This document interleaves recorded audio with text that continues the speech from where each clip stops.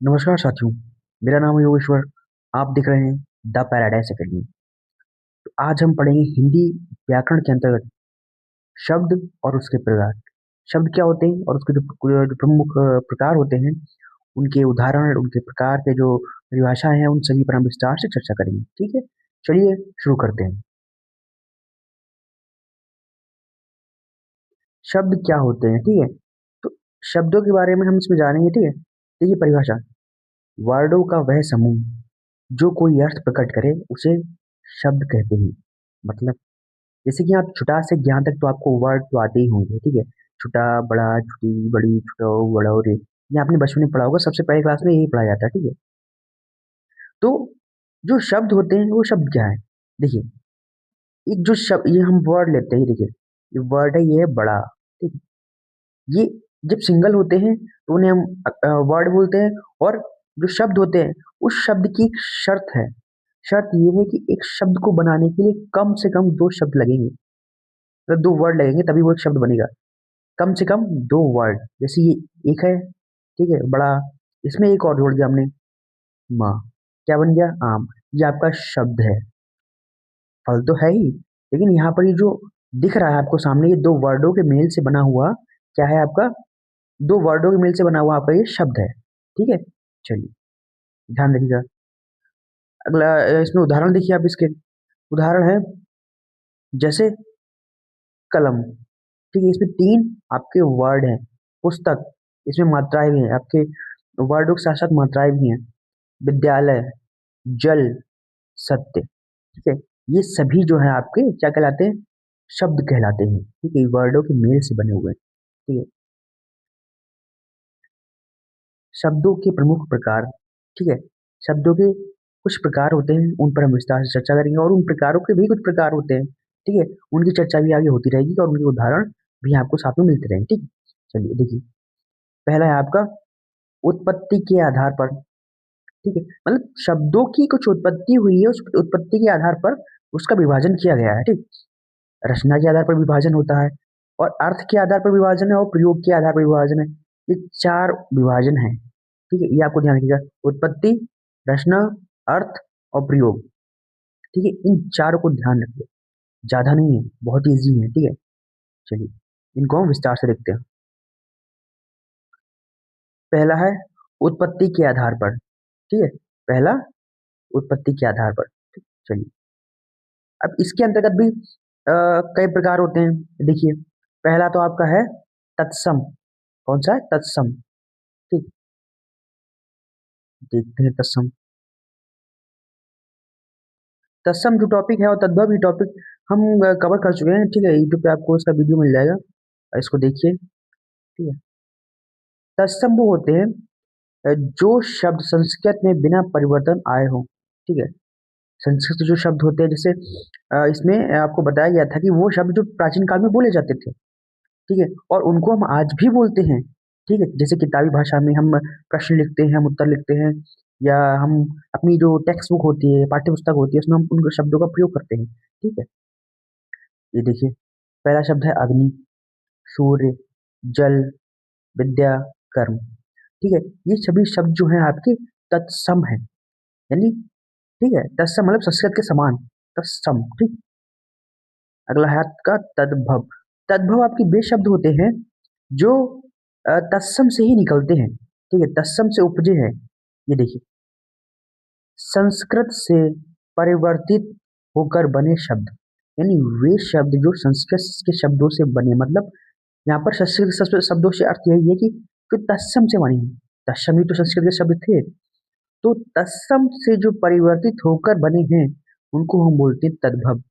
यानी तत्सम, अभी आपने समझा, तत्सम के जो शब्द हैं, जैसे अग्नि है, अग्नि। ठीक, अग्नि, अग्नि बहुत जटिल शब्द है, अब लोग नहीं बोलते।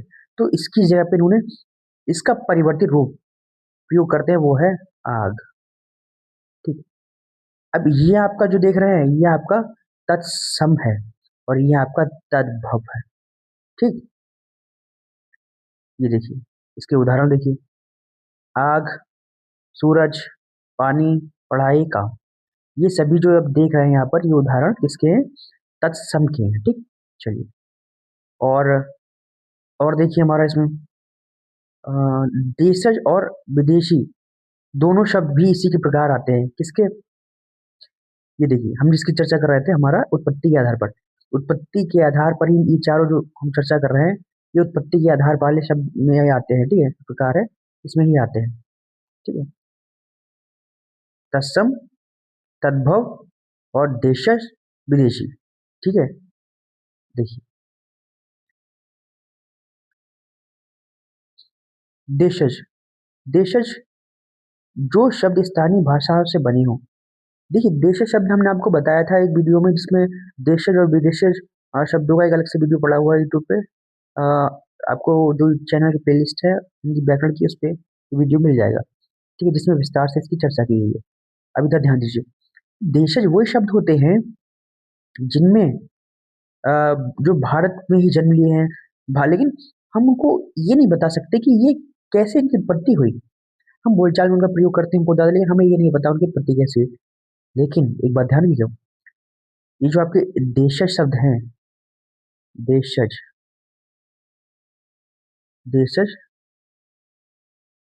नॉट इज इक्वल टू तद्भव।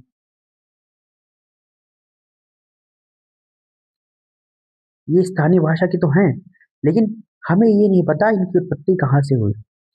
जो तद्भव हमारे थे उनका हमें पता है वो तत्सम से हुए, लेकिन जो देशज शब्द है ना वो तत्सम है ना वो तद्भव है। ठीक है, तो नॉट इज इक्वल टू, ये नॉट इज इक्वल टू है। ठीक है, मतलब ये समान नहीं है इसके, आप ये ना समझ लीजिए वो सबके उसके समान है।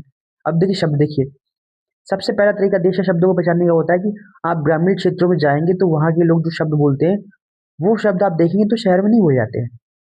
वे शब्द ही देश शब्द है। जैसे लोटा, लोटा शब्द शहरों में नहीं बोला जाता। ठीक है, झाड़ू, चूल्हा, खटिया, डिब्बा, ये जैसे डिब्बी तो होती है लेकिन डिब्बा, ठीक है, डिब्बा डिब्बी जो शब्द है तो ये देश शब्द है। इनका हमें उत्पत्ति नहीं पता है। खटिया, ठीक है, चारपाई तो हम बोलते हैं, लेकिन खटिया, खटिया जो शब्द है वो इसकी उत्पत्ति कहाँ से वो हमें नहीं पता। तो जिनकी उत्पत्ति हमें नहीं पता होती वो हमारे देशी शब्द कहलाते हैं।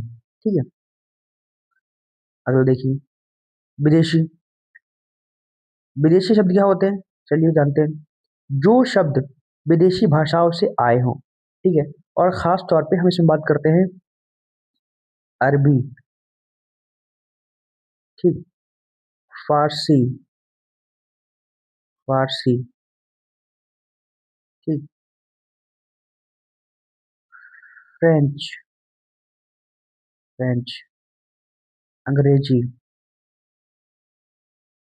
अंग्रेजी। इन भाषाओं के जो शब्द हैं वो सबसे ज्यादा भारत में प्रयोग होते हैं। इसीलिए हम अगर विदेशी भाषा की जब बात करते हैं, भारत में जो विदेशी विदेशी शब्द चलते हैं उनकी हम बात करते हैं तो अरबी, फारसी, फ्रेंच और अंग्रेजी। जो फ्रेंच है इसका मतलब फ्रांस होता है, फ्रांस की जो भाषा है। ठीक है, उसके जो शब्द होते हैं तो वो जो हम प्रयोग करते हैं वही हमारे विदेशी शब्द कहलाते हैं। ठीक, क्योंकि इन लोगों ने सबसे ज्यादा भारत पर राज किया था। देखिए कुर्सी, सॉरी किताब, कुर्सी, स्कूल, डॉक्टर, पुलिस, ये जितने भी शब्द आप देख रहे हैं इनका प्रयोग आप अपने आम जीवन में करते हैं, लेकिन ये सभी शब्द विदेशी हैं।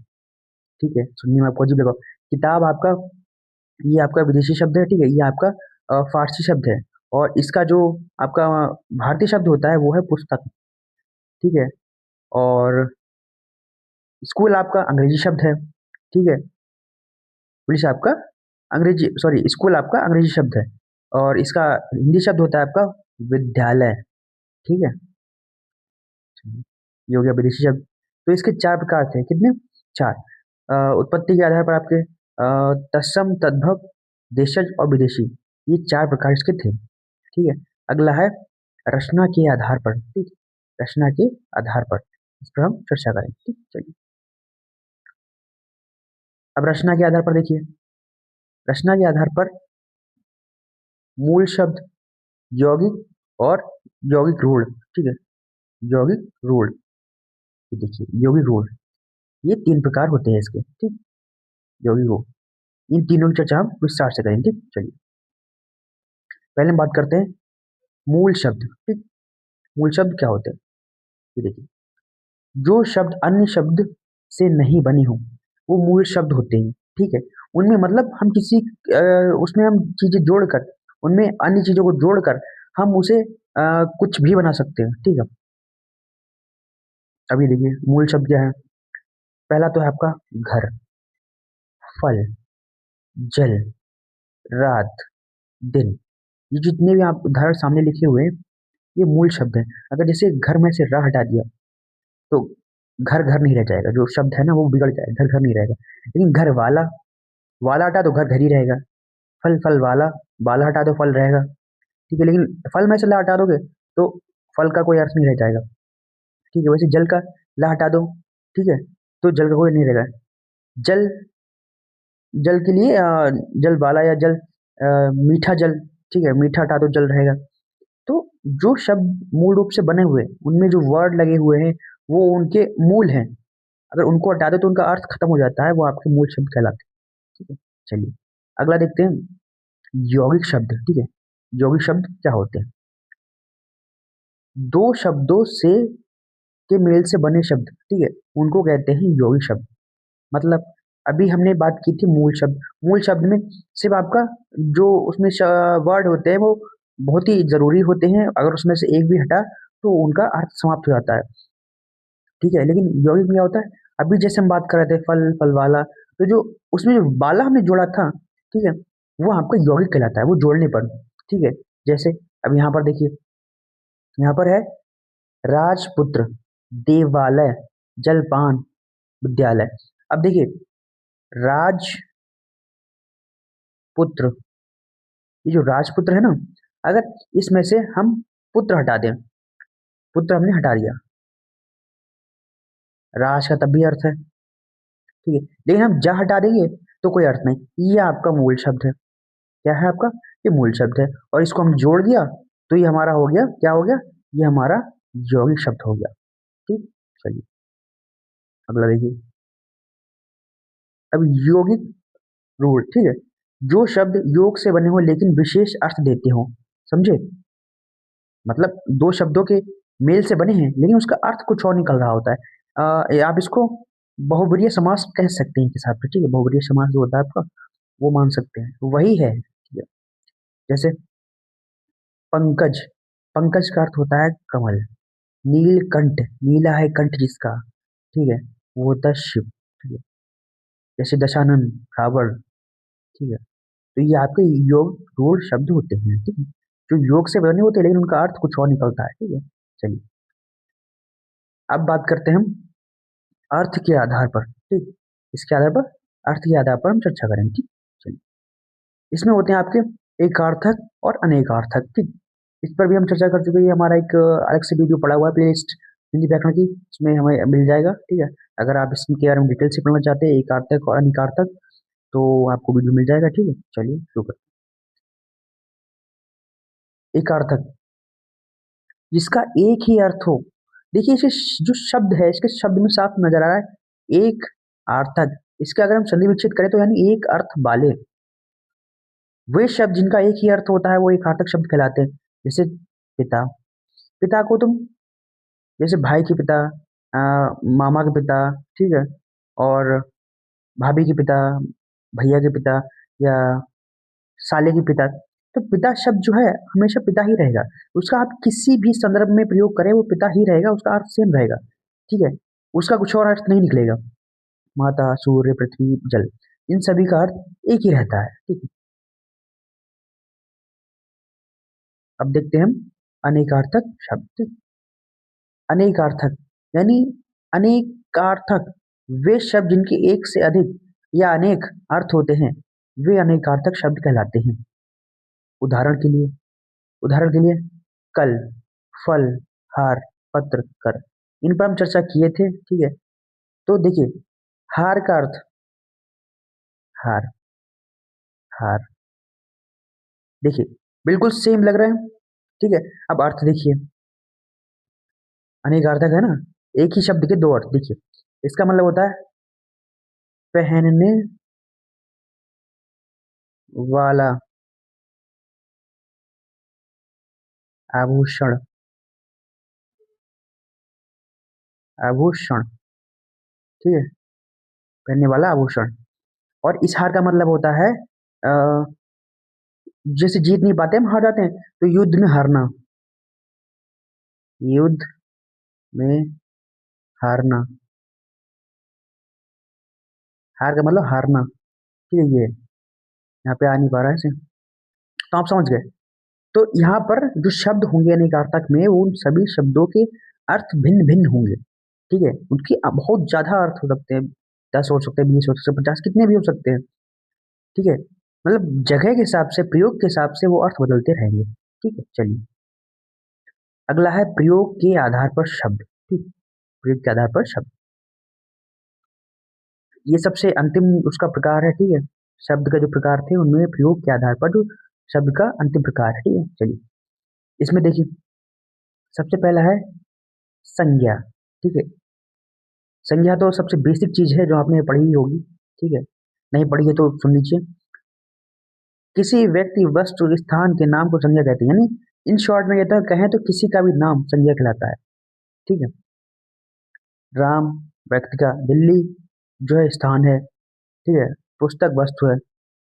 तो किसी व्यक्ति, वस्तु, स्थान के नाम को हम क्या कहते हैं, संज्ञा कहते हैं। नाम बताने वाले शब्द क्या कहलाते हैं, संज्ञा कहलाते हैं, ठीक है। ये शब्द हैं, राम, दिल्ली, पुस्तक, ये शब्द ही तो हैं। और इनके जो क्या बताते हैं, ये नाम बताते हैं, ठीक। नाम बताने वाले शब्द क्या कहलाते हैं, संज्ञा कहलाते हैं। सर्वनाम, ठीक। अगला है सर्वनाम, संज्ञा के स्थान पर प्रयोग। वे शब्द जो संज्ञा के स्थान पर प्रयुक्त होते हैं उन्हें हम क्या कहते हैं, सर्वनाम कहते हैं। तो ये सभी भी आपके शब्द के आधार वो शब्द के उदाहरण है, प्रयोग के आधार पर जो उसके प्रकार होते हैं उनमें से ही आते हैं संज्ञा, सर्वनाम और विशेषण, ठीक है। तो मैं, तुम, वह, यह, ये शब्द शब्द हैं, ठीक है। जैसे मैं, आप नॉर्मल देखें तो मैं एक वर्ड है, लेकिन यहाँ पर हम प्रयोग देख रहे हैं, प्रयोग के आधार पर ये शब्द है, ठीक है। चलिए, अगला है विशेषण। विशेषण, हमने विशेषण में बात की थी, विशेषण गुण बताने वाले शब्द होते हैं, अंग्रेजी में इसको बोलते हैं विशेषण, ठीक है। जैसे अच्छा लड़का, मीठा फल, ठीक। कोई भी लड़का, लड़का क्या हुआ, संज्ञा शब्द हुआ। अच्छा क्या हुआ, उसकी विशेषता, लड़के की विशेषता क्या है कि वो अच्छा है। विशेषण, विशेषता बताने वाले शब्द विशेषण कहलाते हैं, ठीक है।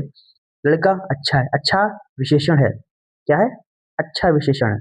मीठा फल, मीठा फल की विशेषता है कि वो मीठा है। या फल खट्टा है, खट्टा फल, ठीक, तो खट्टा उसकी विशेषता हो जाएगी। तो जो भी संज्ञा की विशेषता बताते हैं वे क्या कहलाते हैं, वे कहलाते हैं विशेषण, ठीक। चलिए, क्रिया, अगला है क्रिया। काम बताने वाले शब्द, वे शब्द जो हमारे कार्य बताते हैं, जो करता होता है उसका कार्य बताते हैं कि वो क्या कार्य कर रहा है, ठीक है। खाना, जैसे मोहन खाना खाता है, और अध्यापक घर जाते हैं पढ़ना, सीता पढ़ती है, मैं लिखता हूँ, ठीक है। तो ये जो शब्द हैं, ये सभी शब्द आपके क्या कहलाते हैं, ये कार्य को बताते हैं, और कार्य को बताने वाले, काम को बताने वाले शब्द क्रिया कहलाते हैं, ठीक है। चलिए, जो कि हमने काल में इसको पढ़ा था, ठीक है। तो आगे देखिए कुछ महत्वपूर्ण उदाहरण, ठीक है। भाषा की आत्मा शब्द होते हैं, और शब्दों की शक्ति अर्थ में छिपी होती है। शब्द ही ज्ञान का आधार है, ठीक है? अगर हम शब्दों को नहीं पढ़ेंगे, हम शब्दों को जानेंगे नहीं, तो हम ज्ञान नहीं प्राप्त कर सकते, ठीक है। उसके लिए हमें शब्दों का ज्ञान बहुत ही आवश्यक है, ठीक है।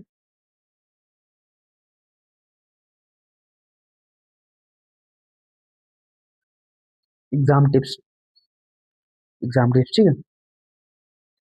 परीक्षा में शब्द की परिभाषा अक्सर आती है। अगर आप एकेडमिक दृष्टि से अगर ये वीडियो देख रहे हैं, पढ़ रहे हैं, जैसे कि आप 9th 10th 11th 12th graduation में अगर आप हैं, तो अगर आप ये वीडियो देख रहे हैं पढ़ने के हिसाब से, तो आपकी परीक्षा में ध्यान दीजिए, परिभाषा तो जरूर पूछी जाएगी, ठीक है। जितने भी मैंने शब्द, शब्द के प्रकार, 4 प्रकार, और उनके अंदर भी जितने प्रकार थे, उन सभी की परिभाषा पूछी जाएगी। आप बस समझ लीजिए कि उनका अर्थ होता क्या है, ठीक है। परिभाषा आप बना के भी लिख सकते हैं, ठीक। तत्सम तद्भव से एक दो प्रश्न पक्के हैं, ठीक है। तत्सम शब्द तद्भव, ये मूल शब्द संस्कृत के और वर्तमान में जोड़े जाते हैं। इसीलिए इससे शब्द तो पक्का ही पूछे जाते हैं। और ये आपके जो वनडे एग्जाम होते हैं, कॉम्पिटिशन वाले एग्जाम होते हैं, उन सब में ही पूछा जाता है, ठीक है। तो उनको अच्छे से रट लीजिए। अनेकार्थक शब्द में जरूरी एमसीक्यू। अनेकार्थक पे शायद मैंने एमसीक्यू बनाया है। अ, मैं चेक कर लूंगा, अगर मैं नहीं बनाया तो मैं एक और वीडियो बना के एमसीक्यू का जो अनेकार्थक है उसका वीडियो डाल दूंगा, ठीक है। वो भी आप पढ़ लीजिएगा ध्यान से, ठीक है। पहले शब्द पहचानो, फिर उसके प्रकार, ठीक है। पहले जैसे कि आप, जैसे मान लीजिए एग्जाम में आपको शब्द दे दिया, तो उस शब्द को पहले बैठ के देखिए, जांचिए कि वो शब्द किस कैटेगरी में आ रहा है। शब्द तो आपने पढ़ा ही टॉपिक पूरा, तो उस शब्द के जो चार प्रकार थे उसमें से किस प्रकार में आ रहा है, फिर उस प्रकार में से भी जो प्रकार थे उनमें किस में फिट बैठ रहा है। अगर आपने पहचान लिया तो फिर आपको उसको सॉल्व करने में, उसका उत्तर देने में कोई कठिनाई नहीं होगी। तो सबसे पहले आप उसके प्रकार देखिए, ठीक है। छोटे शब्दों में उत्तर लिखो, ठीक है। अगर जैसे आपसे परिभाषा पूछी जा रही है तो ज़्यादा लंबा मत खींचिएगा, ठीक है। इन शॉर्ट में उसे देने का प्रयत्न कीजिएगा, ठीक है। उदाहरण जरूर लिखो, एक नंबर एक्स्ट्रा। अगर आपसे परिभाषा पूछी गई तो परिभाषा में जो है आपके उदाहरण जरूर लिखिए, ठीक है। जितनी भी परिभाषाएं मैंने आपको दी, तत्सम, तद्भव, देशज, विदेशज, ठीक है, और यौगिक, योग रूल, ठीक है। ये जितने भी आपको मैंने अपनी बात की, संज्ञा, सर्वनाम, क्रिया, विशेषण, इन सब में से किसी की भी अगर आपसे परिभाषा पूछता है तो आप उसके एग्जाम्पल जरूर लिखिए। एग्जाम में खुश जाता है, इसका एक्स्ट्रा नंबर मिलता है, ठीक है। और इसमें देखिए, तत्सम संस्कृत जैसा, तद्भव, ठीक है। तत्सम क्या होता है? तत्सम संस्कृत जैसा, ठीक है। और तद्भव, तद्भव होता है बदला हुआ रूप। तत्सम से तद्भव बदलता है, ठीक है। तत्सम से जो शब्द निकलते हैं उन्हें हम तद्भव बोलते हैं। देशज, जैसे देशी भाषा वाले जो शब्द होते हैं, विदेशी बाहर से आए हुए शब्द, ठीक है। ये होता है, ठीक है। तो आज के लिए इतना ही। और अगर इसमें से रिलेटेड आपका कोई भी सवाल है, ऐसी कोई भी चीज़ है जो आपको समझ में नहीं आई है, ठीक है, या किसी पे आपको डाउट है, तो आप अपना सवाल कमेंट कीजिए, ठीक है। और अगर इनकी फिलहाल तो मैंने सारे वीडियो डिस्क्रिप्शन में दे दिए गए हैं, मतलब मैं दे दूंगा लिंक्स जितनी हैं। और अगर आप देखना चाहें तो डिस्क्रिप्शन में जाके, इसी वीडियो के डिस्क्रिप्शन में आपको सभी वीडियोस की लिंक मिल जाएगी, ठीक है।